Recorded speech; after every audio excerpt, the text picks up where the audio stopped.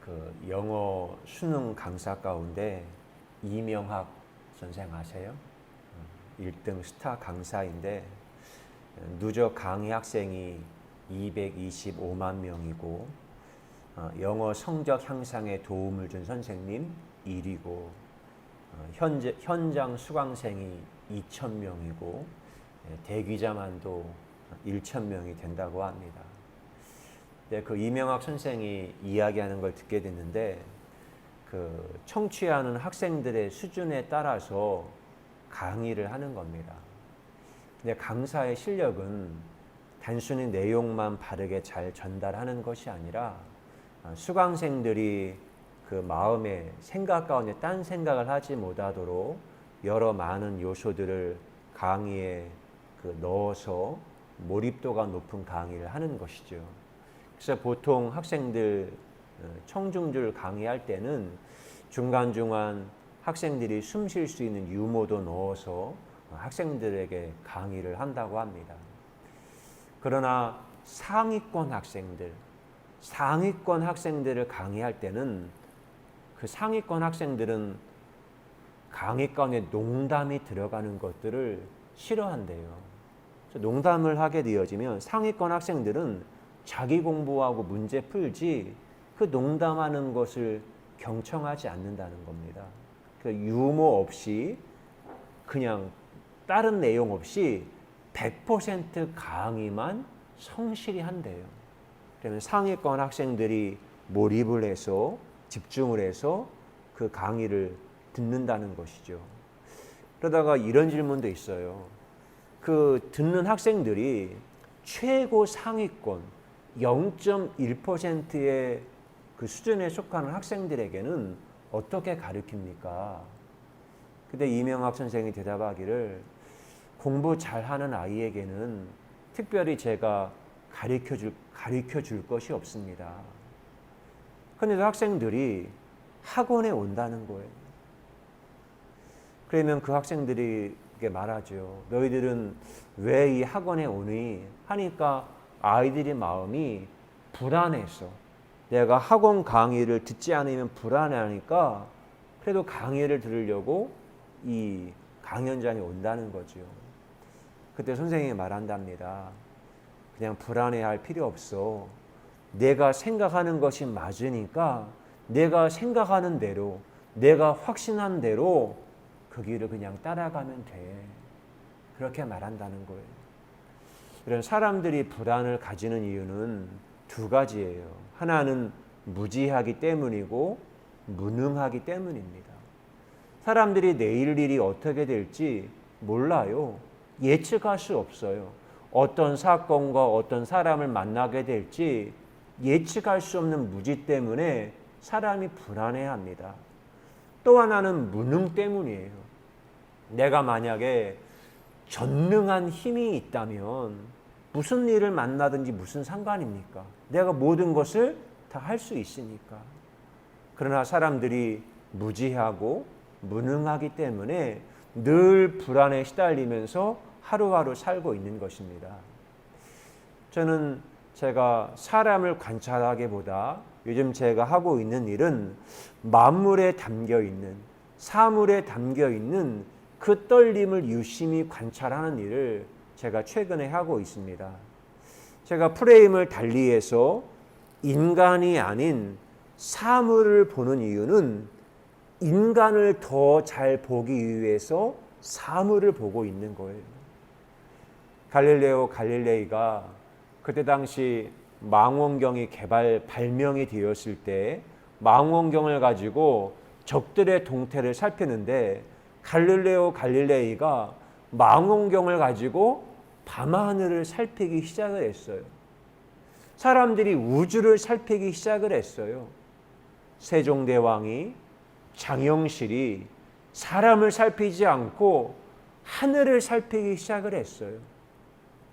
하늘을 살피고 우주를 살핀 이유는 이 땅을 더 잘 보기 위해서, 사람이란 존재를 더 잘 살피기 위해서 우주를 향해서 하늘을 향해서 사람이 관찰하게 된 것입니다. 로마서 1장 19절 20절에 보면 이는 하나님을 알만한 것이 그들 속에 보임이라. 하나님께서 이를 그들에게 보이셨느니라. 창세로부터 그의 보이지 아니하는 것들 곧 그의 영원하신 능력과 신성이 그가 만드신 만물에 분명히 보여 알려졌나니 그러므로 그들이 핑계하지 못할지니라. 하나님이 당신 안에는 영원한 신성, 능력, 하나님의 품성을 하나님이 만드신 만물 가운데 하나님의 신성을 담아 놓으셨다는 거예요. 하나님의 말씀으로, 하나님의 말씀은 떨림과 진동인데 그 떨림과 진동으로 세상의 모든 만물이 창조되었거든요. 그래서 모든 세상의 피조물을 보면 하나님의 신성과 원리들을 살펴 알 수가 있다는 거예요. 때로는 저는 불확실한 인간보다 이 만물에 있는 사물과 물질을 보게 되면 그 물질이 인간을 보는 거울이 되기도 하고 때로는 삶 너머에 있는 것을 볼 수 있는 창문이 되기도 하고 때로는 그 사물의 떨림이 인간이 어느 시간과 시점에 있는지 이것을 알 수 있는 시계와 같은 역할을 사물이 제게 하고 있는 것을 저는 경험하게 됩니다. 사람들이 불안하기에 또한 사물들도 불안하기에 끊임없이 무엇인가에 접속이 되고 연결되려고 하는 그 본성을 가지고 있습니다. 여러분, 우리가 눈에 보이는 이 모든 세계, 문명 세계는 자연 세계는 모든 것들은 원자로 이루어졌어요. 원자. 그러나 원자는 원자 그 자체로 존재하지 않고 원자는 알갱이, 입자와 파동으로 만들어져 있는데 그 원자 핵을 주변을 돌고 있는 그 전자, 파동의 궤도가 있습니다. 근데 그 원자들이 가지고 있는 불안함이 그 떨림과 파동이 다른 원자의 파동과 서로가 만납니다. 그리고 서로 만나면서 불안했던 파동과 불안했던 떨림이 다른 원자의 떨림과 파동과 만나면서 불안이 다른 것과 만나면서 안정감을 취한다는 거예요. 불안함이 다른 원자의 떨림과 파동과 만나면서 안정감을 추구해요. 그래서 때로는 그 원자의 궤도가 이탈되기도 하고 남아있는 전자를 다른 원자에 주기도 하고 함께 공유하기도 하면서 요즘에 가장 많이 사용되는 초연결과 초융합을 이루어져요. 여러분, 자연 세계에 있는 모든 것들은 원자로 이루어졌어요. 근데 그 원자는 불안함을 가지고 있어요. 불안하기에 다른 원자와 함께 결합하고 만나서 안정을 추구한다는 겁니다. 그래서 원자 가운데 수소가 산소를 만났을 때 뭐가 되는지 아세요? 그렇죠. 수소가 산소를 만났을 때 물이 되는 거예요. 안정이 되기 위해서. 나트륨은 염소를 만났을 때 소금이 되고 규소는 산소를 만났을 때 유리가 되고 이게 자연세계 원리예요. 아, 그렇구나.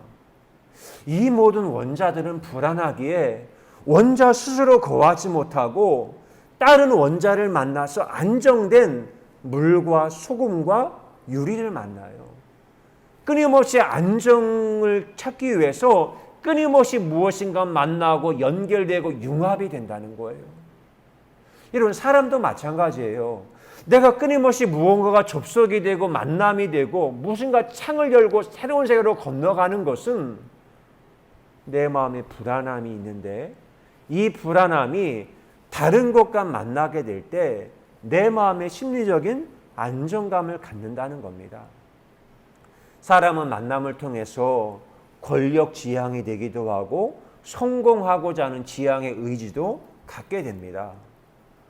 왜냐하면 사람들은 힘이 있을 때 내가 어떤 에너지, 어떤 위치 에너지, 어떤 에너지를 갖게 될 때 안정감을 갖기 때문에 그런 에너지를 갖기 원해요.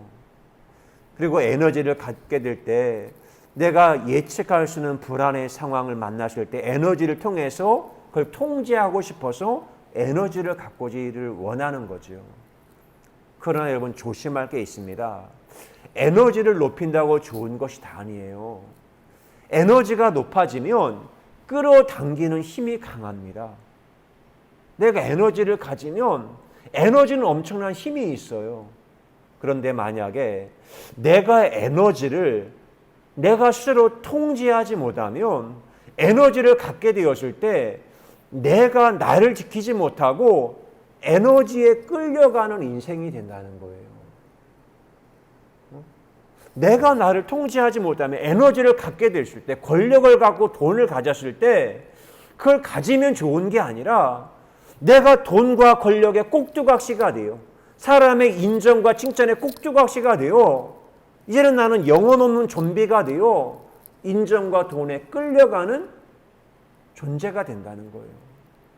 그래서 내가 무엇인가 연결하고 만남을 가질 때는 내가 나 스스로를 통제할 수 있는, 편집할 수 있는 그런 역량, 그런 내 삶의 태도, 자세, 그것을 가지고 있어야 하는 겁니다.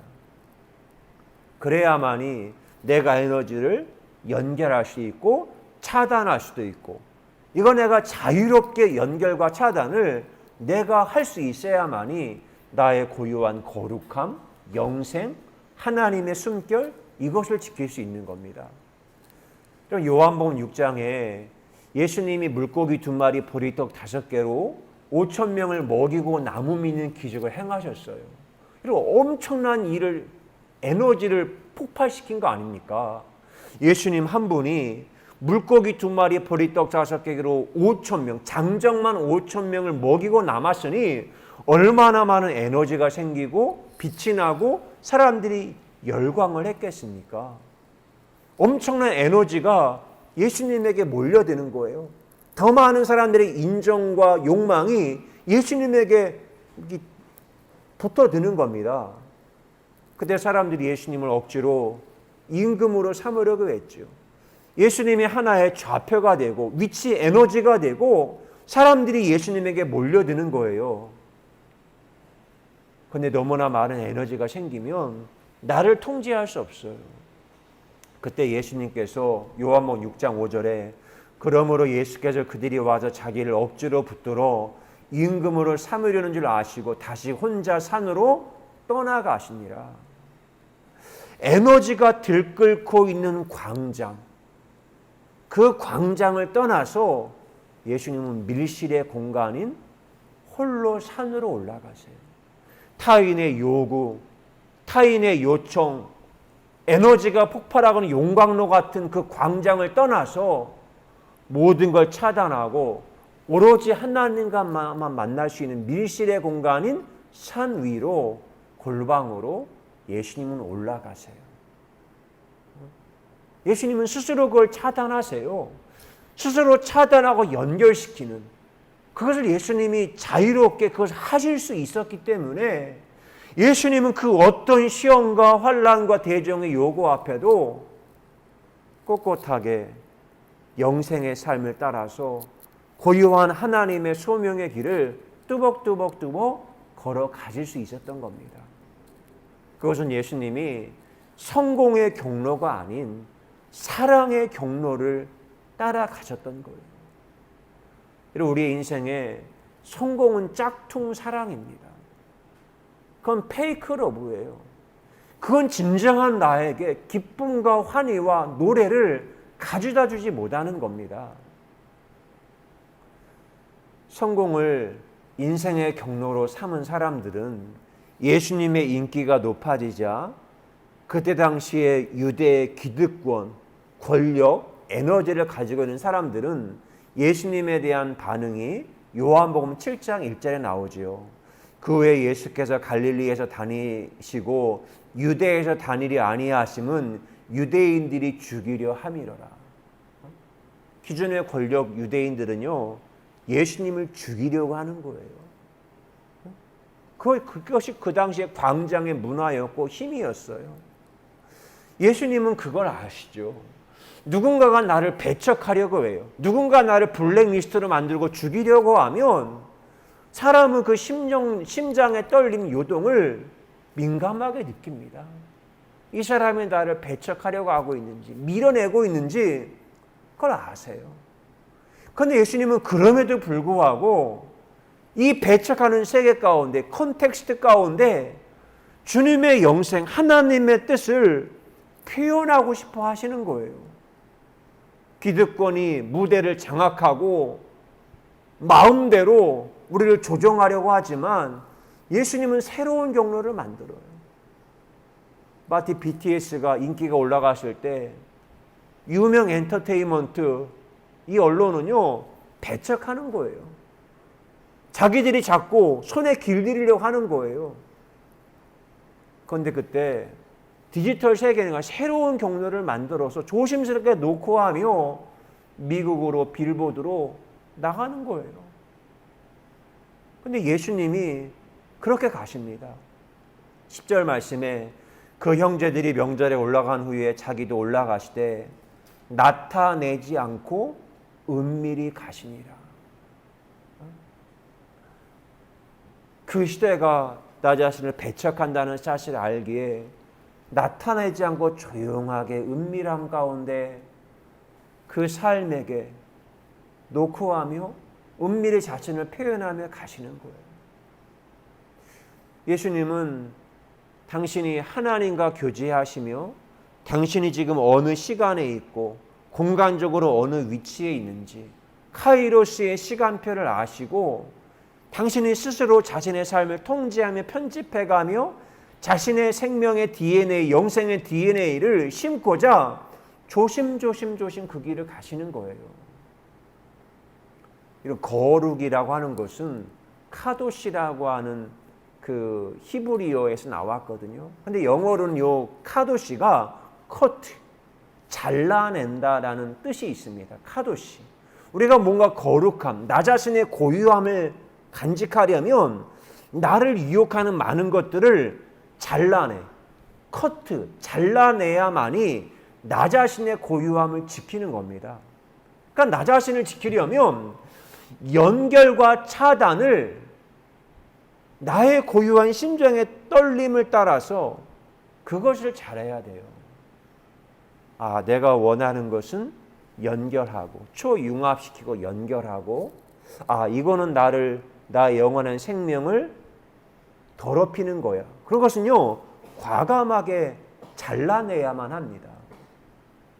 예수님이 그것을 잘 보여주시는 거예요.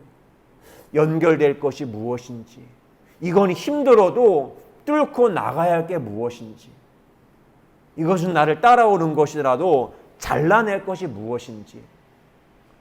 예수님은 하나님과 밀실의 공간의 교제 가운데 그걸 발견하고 하늘의 떨림과 소리 가운데 한 걸음 한 걸음 예수님은 나아가시는 것입니다. 그래서 예수님이 그 삶의 모습 가운데 나타내지 않고 은밀히 자기를 표현하시며 나아가시는 겁니다. 김금희 작가가 쓴 경외의 마음이라는 소설책이 있습니다. 근데 그 책이 제 마음에 큰 울림을 주더라고요. 그 책에 보면 반도미싱 팀장인 상수가 등장하고 유일한 팀원인 경애가 있어요. 서로가 모르는 사람이었지만 나중에 사연을 알고 나니까 그들은 상수라고 하는 한 친구를 통해서 상처와 상실에 그 마음으로 연결되고 있었어요. 이것은 실제 한 사건을 비하인드 스토리를 배경으로 하고 있는데 아마 기억하는 분이 계실지 모르겠어요. 1999년 10월 30일에 인천 인현동 호프집 화재 사건이 발생을 했습니다. 지하실에 노래방인가 공사하고 있었는데 2층에 호프집, 3층에 당구장 이런 것들이 있었는데 그때 당시에 10월 말이었으니까 고등학교 학생들이 학교 막 축제들이 있었어요. 근데 그곳에 왔던 중고등학교 학생 56명이 사망을 했어요. 호프집 화재 사건을 통해서 56명이 사망하고 71명이 부상당한 일이 발생을 했어요. 문제는 화재가 났을 때 호프집 사장이 문을 걸어 잠근 거예요. 술값 내고 가라고. 그리고는 문을 걸어 잠그는 위기가 상황일 때 호프집 사장은 자기만 하는 비상구로 자기만 도망갔어요. 나중에 아니까 호프집 사장은 경찰들과 커넥션을 맺어가지고 미성년자 받고 경찰에게 상납금을 줬던 거예요. 그런데 언론의 보도는 그때 당시 언론과 여론은 어떤 건지 압니까? 10월 달 말에 고등학교 학생들이 호프집이 뭐냐? 걔네들 다 불량 학생들 아니야? 다 불량 학생들 아니야? 사회의 여론은요, 그렇게 여론몰이가 되었어요. 그 58명의 죽은 학생들은 모두가 다 죽어마땅한 불량 학생들이야. 그렇게 사회가 온통 그렇게 하니까요, 상수와 경애는 친구가 죽었는데 애도할 시간이 없는 거예요. 사람이 죽었는데 끔찍한 사건이 발생을 했는데 사람들은 성공의 잣대와 성적, 좋은 대학, 인류대학 그런 잣대를 가지고는 불량 학생으로 매도해 버리는 거예요. 경애는 그때 이성 친구인 은총을 잃었지요. 그리고는 이 경애라는 이 여성은요, 사회생활의 최도한으로 요구되는 유도리도 없어요. 학교를 마치고 자기소개서 취업을 하게 될 텐데 자기소개서에다가 어떻게 쓰냐면 대대로 어렸습니다. 효도하고 싶어요.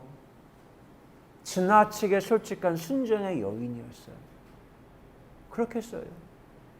얼마나 사회생활에 유도리가 없는지 누군가 차를 시켰는데 이중주차를 해놓으면 그 차가 회사의 간부차여도 차 빼달라고 전화하고 툭 하고 끊어버리는 거예요.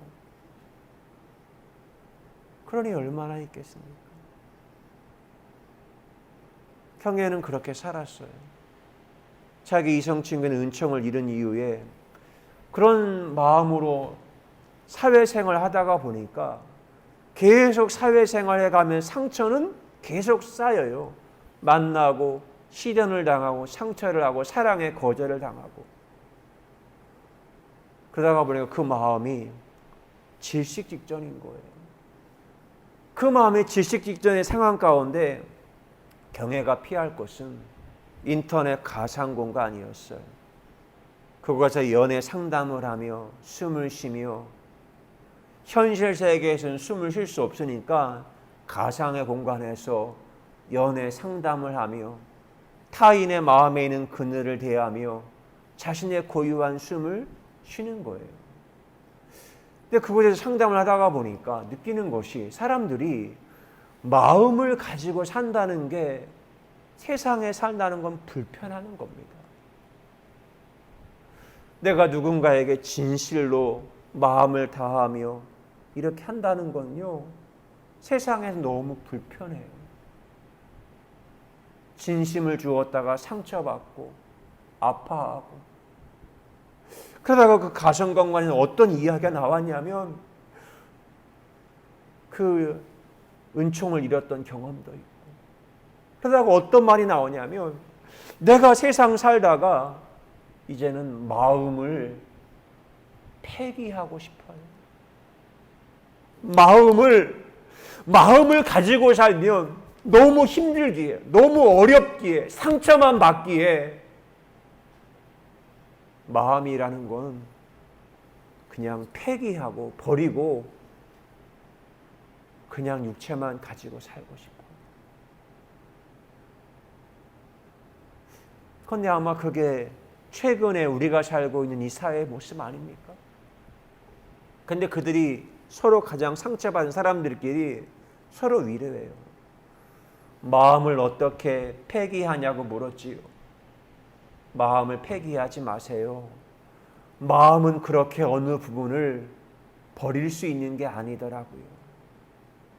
가상의 공간에서 프랭켄슈타인 프리즌이라는 이름으로 활동하며 그들은 숨을 쉬며 그들은 왜 마음을 폐기하려고 했죠? 과거 제가 놀이했던 얼음땡 그 놀이가 생각나더라고요. 술래가 막 나를 잡으려고 해요. 술래에게 잡히면 죽어요. 내가 술래에게 잡히지 않으려고 얼음, 스스로 죽지 않으려고 얼음하고 스스로를 그 순간에 가두어 버렸어요. 죽지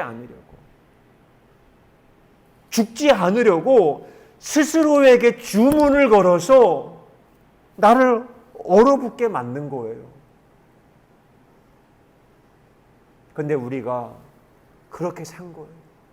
이 세상에서 죽지 않으려고 스스로에게 때로는 우리가 그러잖아요. 너무 힘드니까 이번만 참자, 뭐 하자. 스스로에게 주문을 외워서 얼음에서 자기를 그 공간, 시공간에다가 가두어 버리는 겁니다. 경애와 상수가 서로가 가상의 공간에서 만나서 서로에게 힘이 되어줍니다. 물론 가상의 이름으로 만났지만 그럼에도 버틸 수 있었던 이유는 그 가상의 공간에 숨을 쉬며 스스로 일어서며 연결되어지며 일어설 힘을 그들이 얻어요. 그리고 이런 말이 나옵니다. 온 마음을 다해 누군가의 이름을 들어주고 고민을 나누는 가상의 공간이 있었기 때문입니다. 이름이라는 것 그 사람의 정체성이거든요. 가상의 공간이지만 온 마음을 다하여 상대방을 체휼하고 공감해 들어주실 때 그들은 스스로의 힘으로 일어설 수가 있었다는 겁니다. 그런데 그 경외의 마음 소설을 대하며 저의 이야기가 오버랩이 되더라고요.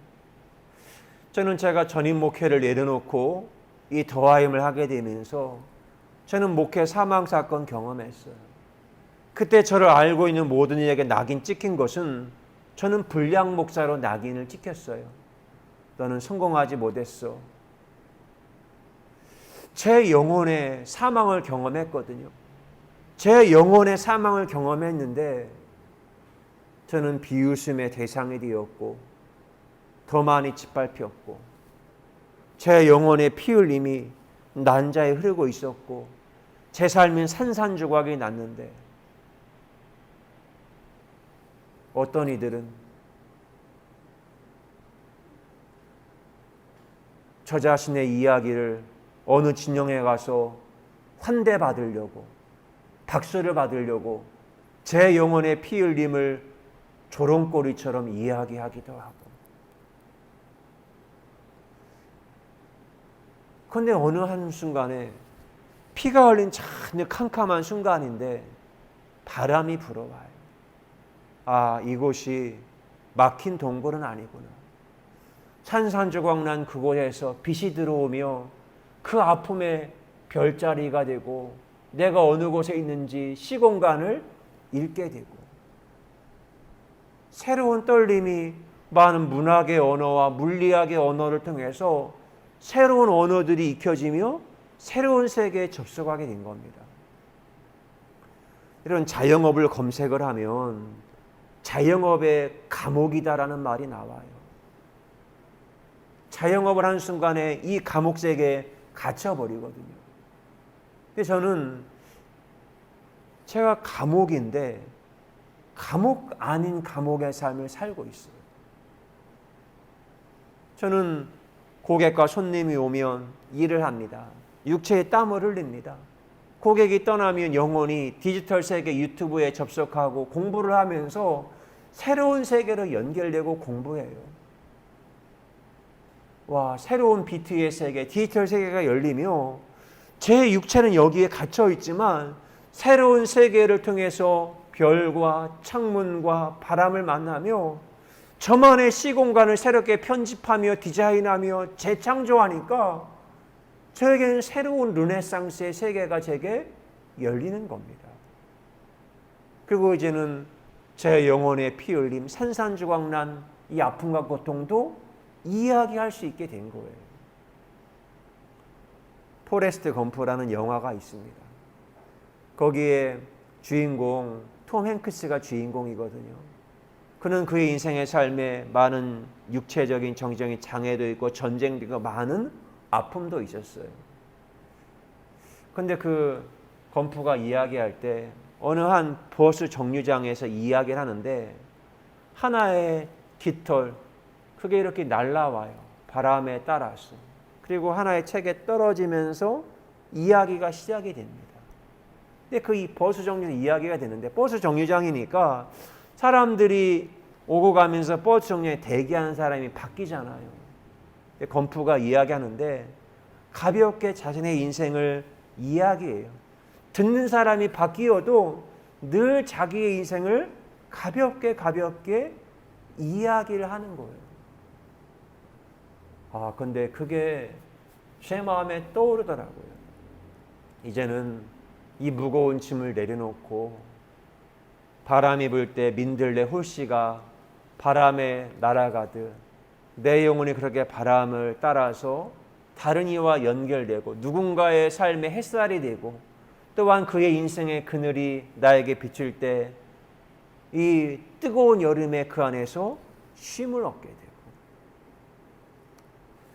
지난주에 한 편에 쓴 시입니다. 유퀴즈 그 예능 프로그램 그것에 영감을 얻어서 썼습니다. 유퀴즈 당신 누구세요? 호기심에 그대의 문을 두드린다. 얼었던 그대의 창문이 열리는 순간 햇살이 내 안에 들어오는 신비. 그대 알고 싶어 물었는데 그대 간직한 평온한 숨에 봄바람이 불고 민들레 홀씨 하늘을 나는 신비. You kiss, yes. 냄새가 향기 되고 상처가 문이 되고 그대 거기 있고 나 여기 있고 환상의 케미. 기도합니다. 좋으신 하나님 감사합니다. 우리 인생을 살며 나 인생이 질식되는 것 같은 그런 답답한 순간 생명과 사망 사이에 끼어 있고 흑암과 사막의 음침한 골짜기 지날 때 있었습니다. 그때 하나님의 소리, 진동과 파동이 들려와 내가 혼자가 아님을 알게 하시고 하나님의 바람과 성령의 비추심 그 별자리를 따라 한 걸음 한 걸음 주와 동행하며 이 길을 걷게 하시고 이 길을 아름답게 창조하게 하신 하나님의 사랑에 감사합니다.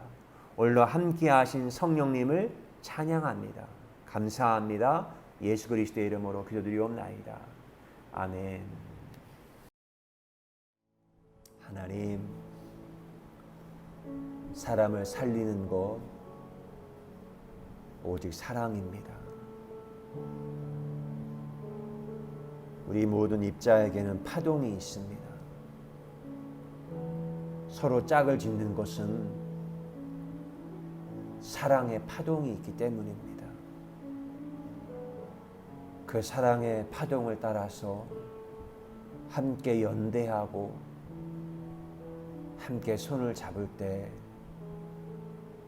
그제서야 이 거친 숨이 잦아드는 평온의 숨, 평안의 숨을 그때 새롭게 쉴 수 있습니다. 이 땅에 남자와 여자가 그 사랑의 파동을 느낄 때, 심장에 요동할 때, 그때 우주에 있는 하늘의 별을 여성이 품을 때 그때 생명이 만들어집니다. 우리 예수님의 오심이 그러했습니다. 이 땅을 향한 하나님의 사랑, 그것을 표현하기 위해서 예수님이 오셨고 고난 받으셨고 빈 무덤이 되셨고 성령의 오심을 통하여 그 성령의 빛과 바람, 그 파동이 모든 시공간을 뛰어넘어 우리 마음에 요동하고 있음을 우리 모두가 느끼고 있습니다. 하나님 감사합니다. 아파하는 모든 이들이 어떻게 마음을 폐기하고 산단 말입니까? 힘들고 어렵지만 그 하나님의 울림을 따라 그 마음의 밭에 꽃을 심게 하시고 그 마음을 가꾸어가며 아름다운 하나님의 정원으로 만들어가는 거룩한 하나님의 사람들 되게 하옵소서. 사랑의 씨앗을 심을 때 하나이지만 사랑이 죽어서 많은 씨앗들이 꽃이 피고 열매를 맺고 더 아름다운 시공간을 만들어가는 것처럼 우리가 살아온 우리가 삶의 그 연대를 통하여 이 세계를 더 아름답게 만들어가는 거룩한 하나님의 예배자 예수님 되도록 축복해 주옵소서. 오늘도 그 사랑을 깨뜨리며 함께 독립자금을 씨앗으로 심습니다. 이 씨앗 생명이 흘러가는 곳마다 더 많은 연대들, 더 많은 융합들이 일어나 세상을 더 많이 하나님의 아름다운 소리와 진동을 채워가는 하나님의 사람들 되게 하여 주옵소서. 이젠 우리의 생명이신 예수 그리스도의 은혜와 하나님 아버지의 크고 놀라우신 사랑하심과 성령님의 감화 감동 위로 교통하심의 역사가 하나님을 예배한 사랑하는 모든 주의 자녀들 위해 영원히 함께 하시기를 간절히 축원하옵나이다. 아멘.